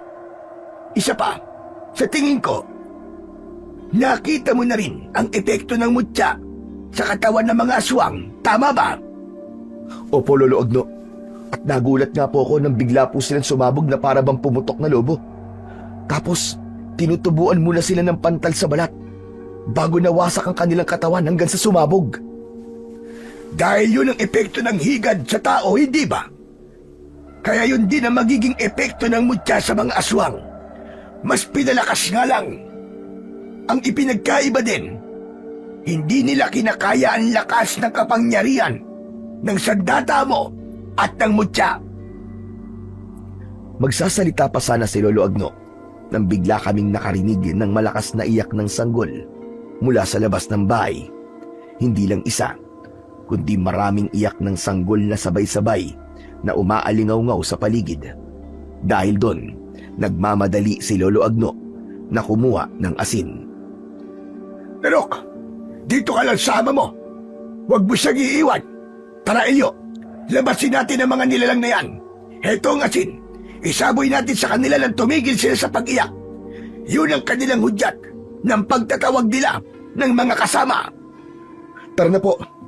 Ito na ang tamang oras para harapin silang lahat. Mabilis kaming lumabas ng bahay. Hawak ko ang arnis. Iginala namin ni Lolo Agno ang aming paningin. At mula sa kakahuyan, lumitaw ang mga tiyanak. Nakangisi silang umaangil at tumigil sa pag-iyak. Sige! Sumugod kayo, mga impakto kayo! Lumaban kayo ngayon! Itinutok ko sa kanila ang aking arnis habang naglalakad ako papalapit sa kanilang kinaroroonan. Hindi sila umaalis sa pwesto. Saktong paghakbang ko, sumunggab sa akin ang unang tiyanak. Dumikit siya sa aking katawan na agad ko namang napalo ng yantok sa kanyang ulo. Dalawang magkakasunod ang ginawa ko na nagpabagsak sa mga aswang na tiyanak. Pagkatapos ay sabay-sabay nang umatake ang mga nilalang sa aming dalawa ni Lolo Agno. Habang ang matanda naman ang tagasaboy ng asin. Bawat tamaan ng asin sa katawan ay isa-isa silang umaangil at nasasaktan. Kasunod ng pagpalo ko sa kanilang ulo gamit ang aking sandata. Pati na sa dalawang tiyanak na sumunggab kay Lolo Agno. Tinamaan ko rin sila sa likod. Bumagsak sila sa lupa at tinubuan ng malalaking pantal sa balat hanggang sa pumutok ang kanilang katawan dahil sa labis na pamamaga. Kailangan natin pumasok sa loob. Mas lalo silang dumarami. Bakit ganun, Lolo Agno? Bakit mas lalo silang dumadami? Sino po ba ang pinuno nila na gumagawa sa kanila? Wala akong alam sa taong gumagawa ng ganitong katangahan. Masamang salamangkerong mambabarang lang ang may kakayahan ng ganitong gawain. Marahil dumating na rin ang araw na sinisingil na rin ako sa aking mga nagawang kasalanan. Sa tingin ko, may naghihiganti po talaga sa inyo. Kaya po niya ginagamit ang mga batang inagas nyo. Nagkakamali siya sa pinag-iigantihan niya, Elio. Wala akong pinatay na sanggol. Dahil lahat ng mga iniagas ko ay dati ng patay sa loob ng sinapupunan ng kanyang ina. Pero dahil kasalanan pa rin yun, pinagsisisihan ko na ang nagawa kong kasalanan. Sana nga po ay hindi pa po huli ang lahat. Sa muling pagtingin namin sa kakahuyan ay nakita naming umatras ang mga kalaban. Naramdaman namin na mayroong tao sa aming likuran at nagulat ako sa nakitang matinding liwanag sa paa ng kapatid ko. Natakot ang mga tiyanak nang makita nila si Terok. Kuya, kung natatakot po sila sa akin, kailangan ko po palagi sumama sa inyo. Teka, iniwan mo si tatay? Opo, kuya. Pambihira ka naman oh! Bakit mo iniwan si tatay?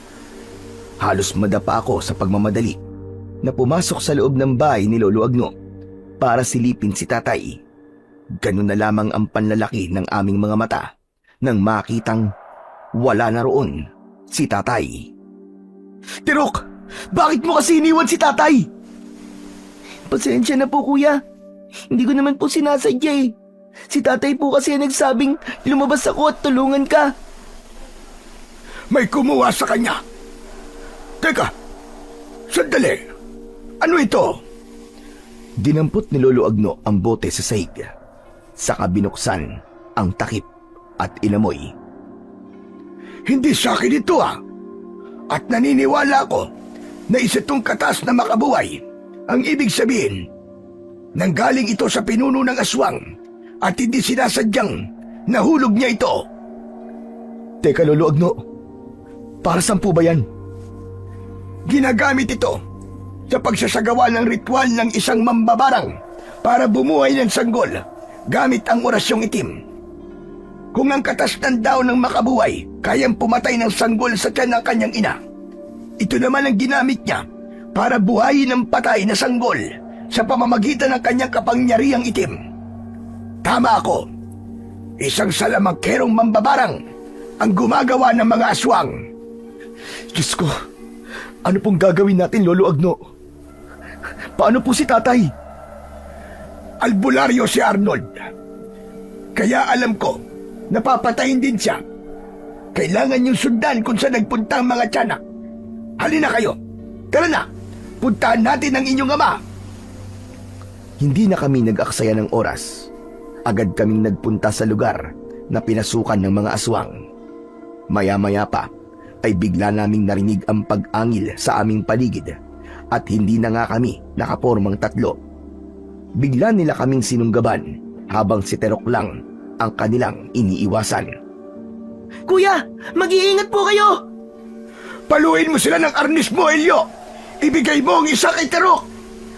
Tirok, saluin mo! Mabilis na nasalo ng aking kapatid ang isang arnis. Pagkatapos ay pinagpapapalo niya ang mga aswang na tiyanak. Bawat tamaan ng palo ng arnis ng kapatid ko ay kagad silang nasusunog. Kaya naman, sanib puwersa na kaming tatlo sa pakikipaglaban sa mga aswang hanggang sa tuluyan namin silang natalo at isa lamang ang natirang tiyanak. Sinundan namin ang tiyanak at humantong kami sa gitna ng talayban. Mabilis kaming nagtago sa likod ng puno habang nakasilip kami sa kinaroroonan ng dalawang lalaki. Lolo Agno, anong ginagawa niya? Sino kaya ang lalaking kaharap ni tatay? Siya ang pinuno ng mga aswang. Siya ang nag-uutos sa mga tiyanak. Tignan mo, nakapalibot sila sa kinaroroonan ng iyong ama habang nagsasagawa siya ng ritual para gumawa ulit ng tiyanak. Sa oras na makumpleto niya ang ritual, sa kanya ipapakain ang iyong ama sa mga tiyanak. Anak ng putya, hindi ako makakapayag doon, Lolo Agno. Iligtas po natin si tatay, pakiusap po. Huwag kayong mag-alala. Nasa akin ang kukumpleto sa kanyang ritual. Kaya huwag kayong mangamba dahil hindi siya magtatagumpay sa kanyang binabalak. Lolo Agno, may kinuha po siyang punyal sa kanyang bewang mo. Mukhang sasaksakin niya po si tatay. Kailangan niyo na magpakita. Bilisan niyo! Hindi na kami nag-aksaya ng oras. agad kaming nagpakita sa pinuno ng mga aswang na tiyanak. Hoy! Diablong buwang kang impakto ka! Pakawalan mo si tatay! Ikaw pala ang punot dulo ng kaguluhang ito! Bakit nyo kami ginugulo, ha? Nang humarap sa amin ng lalaking nagtatangkasa ng sumaksak kay tatay, nagulat kami ni Terok. Mang Tano? Siya si Mang Tano, kuya! Kilala niyo siya! Opo, Lolo Agno. Siya po ang lalaking 2 beses nang pumunta sa bahay at naghahanap po ng albularyo. Paano niyo ako nasundan dito? Ha? Hindi na mahalaga kung paano ka namin nasundan dito. Ang importante, hindi mo maitutuloy ang masama mong binabalak sa tatay namin. Hindi niyo ako mapipigilan. Isusunod ko matanda kasama niyo. Nararapat lamang siyang mamatay. Ano ba ang nagawa kong kasalanan sa'yo? At nag-iiganti ka sa akin? Idinamay mo pa ang lahat ng mga albularyo. Hindi mo ba talaga alam? O nagbabaang-maaga ka lang? Pinatay mo ang anak ko, hayop ka. Pinatay ninyong dalawa. Ng asawa ko, ang anak ko. Sino sa mga babaeng ginamot ko? Sino sa kanila ang asawa mo? Para malaman ko kung paano ko ipapaliwanag kung bakit siya nagpagamot sa akin. Si Bella. Si Bella ang babaeng ginamot mo. Pinatay mo ang anak namin. Kaya nga, pinapatay ko na rin sa mga alagad ko ang lahat ng mga buntis, pati mga babae. At dapat sa kanilang lahat ay maubos at patayin. Wala kang karapatang bawian sila ng buhay dahil hindi ka ang Panginoon Diyos. Diyos, walang ganon. Dahil kung may Diyos, hindi niya hahayaan na maagas ang sanggol sa sinapupunan ng asawa ko. Wala sanang matutulad sa akin na naghihiganti para sa aking anak. Ang gusto ko lang naman, magkaroon ng pamilya kahit ako ay isang mambabarang. Ngunit pati yun ay kinuha sa akin ng matandang yan. At pati na ang asawa ko, pinatay niya. Hindi totoo yan. Buhay ang anak mo. At ligtas si Bella. Ako mismo nagpaanak sa kanya. Sinungaling ka. Huwag mo na akong subukan linlangin. Magbabayad ka! Maniwala ka. Buhay si Bella. Ang iniaagas ko lang ay ang mga sanggol na wala ng pag-asang mabuhay. Namatay sila sa loob ng katawan ng kanilang ina. Pero hindi ako pumapatay ng bata sa loob ng sinapupunan ng isang ina. Ako mismo ang nagpaanak kay Bella. Pero bigla kami sinalakay ng mga tiyanak. Balak nilang patayin si Bella. Dahil nalaman ko na pinatay niyo ang anak ko, hindi ako naniniwala sa inyo. Sige mga alagad ko, sugurin sila. Patayin niyo! Wala kayong ititira! Hindi ko alam ang gagawin ko ng mga sandaling yon dahil nag-aalala ko sa aking ama na nakagapos sa puno at may busal sa bibig. Hindi ko rin maiwan ang dalawa dahil sa mga sumugod na tiyanak. Kaya naman, ang nilapitan ko ay si Mang Tano. Mabilis ko siyang inatake gamit ang aking arnis. Ngunit bigla siyang humalakak ng tawa, kasunod ng paninigas ng aking katawan. Elyo! Kinagamitan kanya ng itim na salamangka! Kailangan mo labanan ang kapangyarihan niya! Kailangan mo siyang labanan gamit ang mutya mo! Pero hindi ko po maigalaw kahit ang kamay ko, Lolo Agno. Masyado po malakas ang kapangyarihan niya. Labanan mo siya. Isipin mo ang mutya. Anong mutya sinasabi mo? Hindi niyo ako mapipigilan. Kahit na ano pang mutya yan. Kahit na anong pagpupumiglas ang gawin ko, ay hindi ko maigalaw ang buo kong katawan, habang sina Terok at Lolo Agno naman ay abala sa pakikipaglaban sa mga tiyanak. Ayop kang salamangkero ka! Alisin mo ang salamangka sa katawan ng kapatid ko! Sa akin mo gamitin ang kapangyarihan mo! Pakawalan mo ang kapatid ko! Dahil sa sinabing yun ni Terok, naramdaman ko ang pagkawala ng malakas na puwersang bumabalot sa aking katawan. Ang kapatid ko ang hinarap ni Mang Tano. Sa pagkakataong yun, ay wala nang natira na mga tiyanak. Sige nga, labanan mo ang kapangyarihan ko. Isang batang walang buwang. Ano kaya ang mararamdaman ni Arnold kung papatayin ko ang anak niya sa harapan niya? Dahil sa sinabi ni Mang Tano, mas lalong nagpumigla si tatay mula sa pagkakagapos ng kanyang kamay, habang si Lolo Agno naman ay kampante na nakikinig kay Mang Tano. Tignan ko lang kung gagana ang kapangyarihan mo kay Tirok. Sinimulan ni Mang Tano na gamitan ng kapangyarihan ang aking kapatid. Habang naglalakad si Tirok, papalapit rito. Tirok, anong ginagawa mo? Huwag kang lumapit sa kanya! Lumayo ka riyan! Pabayaan mo siya, Elio. Magtiwala ka sa kapatid mo. Sa tingin ko, marami pa siyang alam kaysa sa atin. Ho? Ano pong ibig niyo sabihin, Lolo Agno?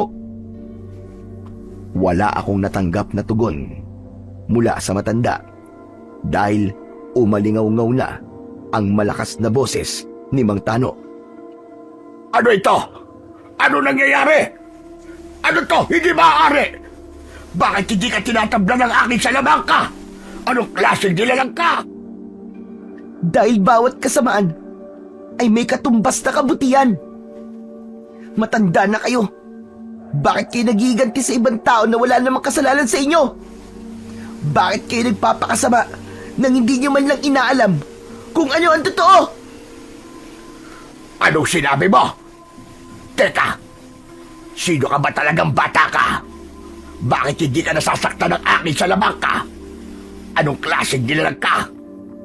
Tsaka teka, ikaw rin yung batang kinatatakutan ng mga alagad ko. Sino ka man talaga? Ako lang naman, ang batang Bertudes na kinatatakutan ng mga alagad mo! Bumakas sa mukha ni Mang Tano ang labis na pag-aalala. Mula sa aking kinatatayuan ay biglang lumitaw ang malakas na liwanag sa talampakan ng kapatid ko na tanging kami lang ang nakakakita. Ipinalo ni Tirok ang hawak niyang arnis sa mukha ni Mang Tano. Bumagsak ito ng pasadsad sa lupa, ngunit agad ding nakabangon. Kaya naman, mabilis na akong umatake at pinagtulungan naming labanan si Mang Tano, habang si Lolo Agno naman ang nagligtas kay tatay. Wala akong pakialam. Kahit Bertudes ka pa, hindi ko hahayaan na hadlangan mo ang aking pag-iigante. Saktong pagtaas ng kamay ni Mang Tano, habang hawak nito ang punyal, may sumigaw ng malakas mula sa aming likuran. Lahat kami ay napatingin sa gawi ng babaeng umiiyak. Inalis nito ang balabal at nakilala ko ang babae. Siya ang nanay ni Tirok. Wag! Wag, Tano! Wag mong saktan ang iyong anak! Ano sabi mo? Anak? Lintik na! Ikaw ba yan, Bella? Oo. Ako nga ito, Tano. Totoo ang sinabi sa'yo ni Lolo Agno. Anak natin si Tirok. Anak mo siya.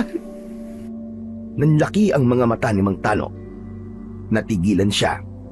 Ngunit kagad din itong itinaas ang punyal na handa na sanang saksakin si Tirok. Hindi ako naniniwalang anak ko ang batang ito. Nililin lang niyo lamang ako. Wag! Maniwala ka, Tano. Hindi ka ba nagtataka? Takot sa kanya ang mga tiyanak dahil nararamdaman nila ang presensya mo kay Tirok. Alam nila na katugo mo si Tirok at ang salamangka na ginagamit mo sa kanya. Hindi rin siya tinatablan, hindi ba? Dahil anak mo siya. Anak mo siya, Tano. Maniwala ka. Totoo sinasabi ni Bella. Anak niyo si Tirok, Tano.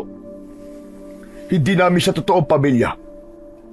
Kami lang ang nag-alaga sa kanya. Kami ang nag-ampun sa kanya.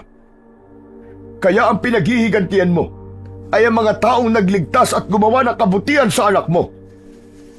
Kaya ibaba mo na ang punyal at pakinggan mo ang paliwanag ni Bella.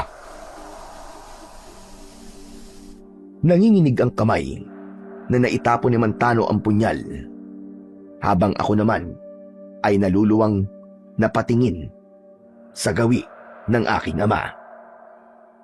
Tay, bakit niyo po sinabi? Paano po tayo?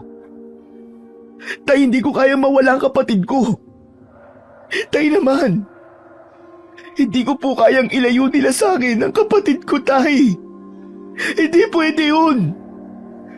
Pero hindi siya sa atin, anak. Hindi natin siya pag-aari. Si Tirok na hindi nagsasalita ay nagunahan ang luwa sa paglandas sa kanyang pisngi. Si Mang Tano naman ay tuluyan ng napahagulgol sa mga narinig mula kay Bella.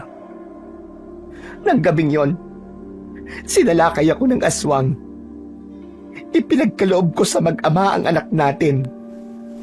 Iniwan kita dahil hindi ko matanggap na isa kang salamangkerong mambabarang.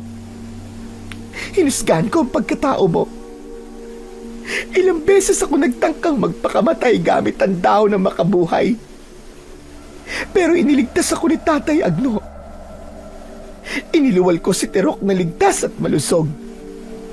Kaya nagkakamali ka ng taong hinusgahan at pinaghihigantihan. Wala silang kasalanan sa'yo. Wala, maniwala ka. Diyos ko, anong ginawa ko? Hindi maaari. Bakit ako nagkaganito? Iniabot ni Lolo Agno ang nakuha niyang bote kay Mang Tano. Ano? Ito ang makabuhay na ginamit mo sa mga tiyanak.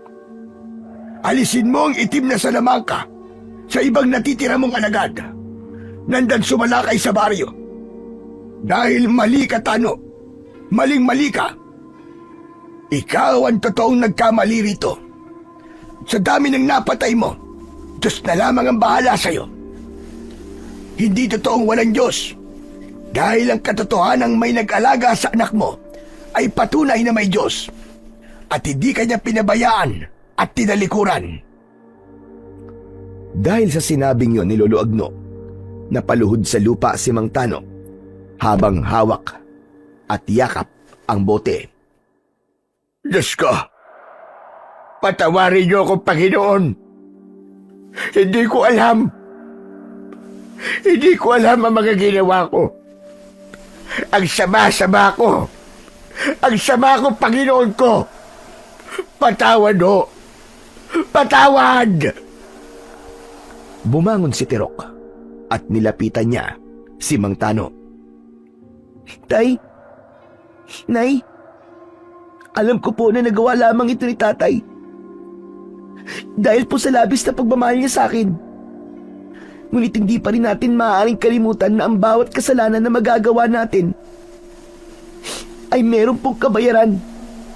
Oo, anak. Alam ko. Handa akong sumuko sa batas. Aaminin ko na gawa kong kasalanan. Basta't patawarin niyo lamang ako. Patawarin mo ko, anak. Muntik na kitang mapatay kanina. Huwag mo nang isipin yung Tano. Ang mahalaga, alam mo na ang pagkakamali mo. Teka, sandali lang. Paano po ang kapatid ko, Tirok? Sasama ka ba kay Aling Bella? Ha? Iiwan mo na ba kami ni Tatay? Anak, Tirok, patawarin mo ako, ha? Kung hindi namin kagad nasabi sa'yo ang buong katotohanan. Tirok, anak, alam mong minahal kita na para ko ng tunay na anak. Patawad, anak ko. Hindi naman po ako galit sa inyo, Tay, Kuya. Hindi po ako nagalit kahit kailan sa inyo. Dahil matagal ko na pong alam na hindi niyo po ako totoong kadugo. Nagkatinginan kami ni Tatay nang marinig namin ang sinabi ni Tirok. Lumapit siya sa akin. Sa kanya ko niyakap sa bewang. Ikaw ang pinakamalagang kuya na nakilala ko. At kayo ni tatay ang pinakamasayang nangyari sa buhay ko. Mahal na mahal ko po kayo. Ayoko rin po na magkaiwa-iwalay tayo. Kaya naman, nagpanggap po kong walang nalalaman tungkol po sa tunay kong pagkatao. Totoo ba yan, anak? Alam mo na dati pa? Opo, bakit ko naman po kagagalitan ng ama na nag-alaga po sa akin? Dapat pa nga po magpasalamat ako eh. Lalo na po sa inyo, Lolo Agno. Nagkamali po ako ng pagkakakilala po sa inyo. Wala kang dapat alalahanin. Masaya ako. Masaya akong lumaki kang mabuting bata. Pagkatapos naming malaman na matagal na palang alam ng aking kapatid ang tungkol sa lihim namin ni tatay, niyakap niya ng maigpit sina Mang Tano at Aling Bella habang pigil ang aking hininga. Iniisip ko palang na iiwan ako ng aking kapatid ay para nga akong mauupos na kandila. Nay, Tay, patawarin niyo po ako ha. Pero hindi ko po maiiwan ng aking pamilya. Sila na po kasi ang kinagisnan ko at mahal na mahal ko po sila. Pero kayo rin po, mahal na mahal ko rin po kayo. Ngunit kailangan niyo pong harapin ang nagawa niyong kasalanan. Oo, anak. Naiintindihan ko. Hindi rin naman kita maisasama sa aking bahay, anak. Dahil meron na rin akong sariling pamilya. Ngunit anak, maaari bang palagi kitang bibisitahin? Halos lumundag ako sa tuwa ng mga sandaling yon. Sabihin na nilang makasarili ako, ngunit yun talaga ang pinakamasayang nangyari sa buhay ko. Nang gabing yon, binawi ni Mang Tano ang ritual sa isang patay na tiyanak. Lahat ng mga alagad na ginawa niya ay tuluyang nanahimik at naglaho. Hinarap niya rin ang kasalanan sa batas at muling bumalik sa katahimikan ang baryo ng Agripasyon. Samantalang si Lolo Agno naman ay tuluyan ng tumigil sa panggagamot. Iniwan naman sa amin ni Aling Bella ang palayang sinasaka ko dati. Hindi namin alam na lihim pala kaming sinusubaybayan at tinutulungan ni Aling Bella.